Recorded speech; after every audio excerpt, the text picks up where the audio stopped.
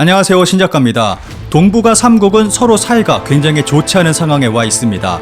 중국과 일본의 관계 역시 적대적 관계를 유지하고 있습니다.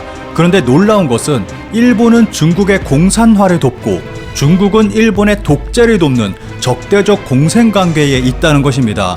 최근 일본에서 공개된 문서를 통해서 이러한 사실을 확인할 수 있습니다.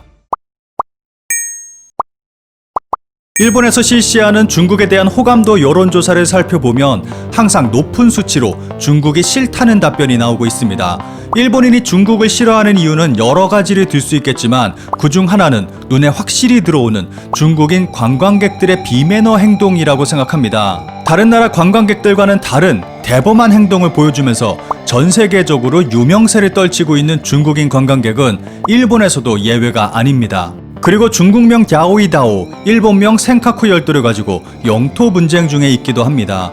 그런데 최근 중국은 일본인들을 정말 분노케 하는 일을 저지르고 있습니다. 중국에서 참치 소비가 늘어나자 참치 가격이 폭등하고 있습니다.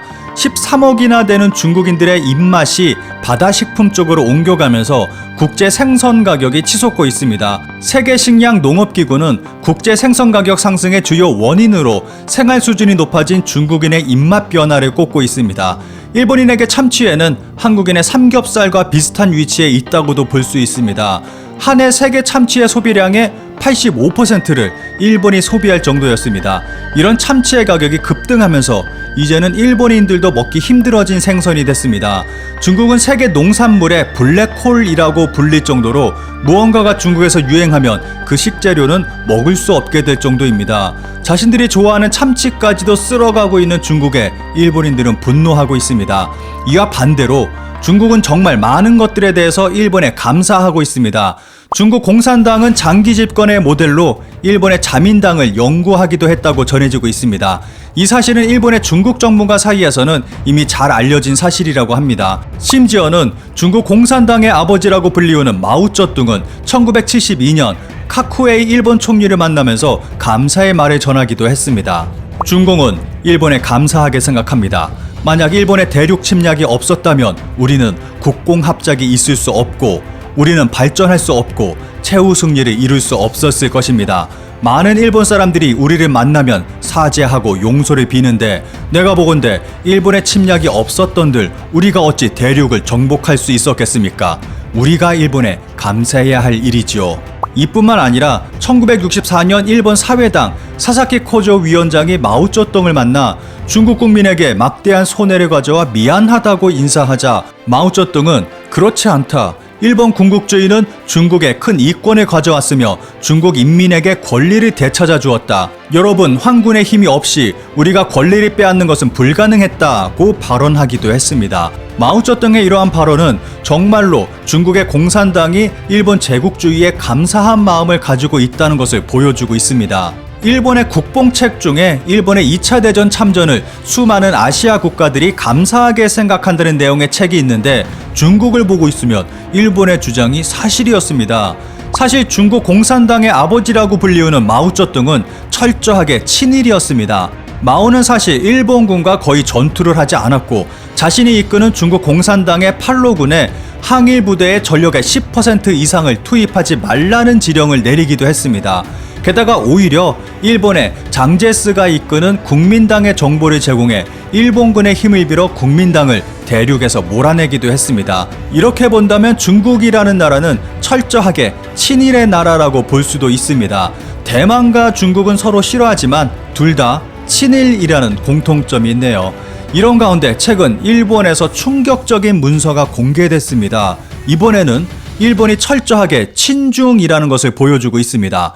자유주의 성향의 지식인과 학생들 사이에서 환영받으며 당에서 개혁가로 통하던 후야오방 전 중국 공산당 총서기는 1987년 실각 후 1989년 4월 15일 심장질환으로 73세에 사망하게 됩니다. 대학생들이 애도하기 위해 천안문 광장에 모이기 시작했고 중국의 개혁이 느리게 진행되는데 불만을 표하게 됩니다. 4월 17일 후야오방을 재평가하고 민주적 개혁의 속도를 높이라는 내용의 국민청원을 정부에 전달하고자 하는 베이징 대학과 런민대학 학생들이 인민대학원 앞에서 연좌농성을 하게 되고 베이징의 시위대는 수천 명으로 늘어나게 됩니다. 시위대는 점차 다른 도시로도 퍼져나가게 됩니다. 4월 22일 베이징에서 후야오방의 장례식이 국장으로 열리게 되고 학생들은 국민청원을 제출하고자 천안문 광장의 봉쇄를 뚫고 당시 총리였던 리펑가의 만남을 요구하지만 묵살되고 맙니다. 이후 대규모 시위가 시안과 창사에서도 열리고 폭력 사태로 번지게 됩니다. 4월 24일 베이징 내 20여 개 대학의 학생들은 임시학생연합회를 조직하고 정부의 언론 통제에 반대하는 무기한 파업을 시작한다고 발표합니다. 4월 26일 관영신문 인민일보는 반드시 선명한 가치를 들고 동란에 반대해야 한다는 제목의 사설에서 꿍꿍이가 있는 소수의 사람들이 학생들을 이용해 혼란을 부추기고 있다고 비난, 공식적으로 학생운동을 동란이자 계획된 음모로 규정하게 됩니다. 이 사설은 시위대의 분노를 일으켰고 더 많은 사람들이 시위에 동참하는 원인이 됩니다. 학생들 중심으로 시위대는 점점 규모가 커지고 중국 정부와의 대화를 갖게 되지만 의견 일치는 볼 수 없게 됩니다. 5월 20일 중국 정부는 계엄령을 발령하고 군부대를 출동시키게 됩니다.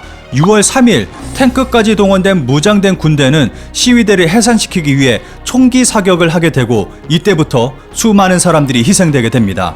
6월 4일 피해 밤이 끝나고 천안문 광장은 정리됩니다. 당시 서구 선진국들은 맹렬히 중국 정부를 비난했는데 일본만은 반대의 모습을 보여줬습니다. 2020년 12월 23일 일본에서는 30년 된 일본 외무성의 중국 정책에 관한 외교 문서가 해금됐습니다. 그 내용은 충격적입니다. 1989년 7월 즉 사건 발생 한 달 만에 열린 선진 7개국 정상회의에서 서방 국가들은 모두 중국 정부를 비난하며 강력한 제재를 통해 중국에 대한 경제 원조와 고위 관료 교류 등을 중단할 것을 주장했습니다.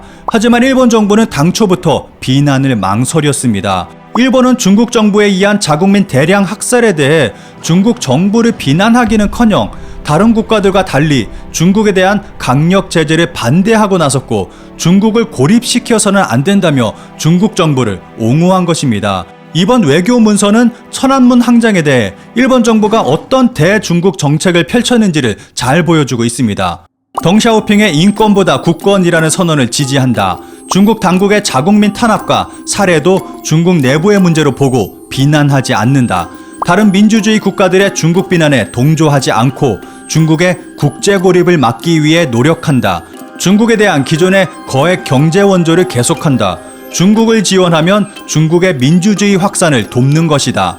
일본 정부는 중국 정부의 인권 탄압, 자국민 학살에 대해 변호하고 중국의 고립을 막아야 한다는 정책을 세우고 있었습니다.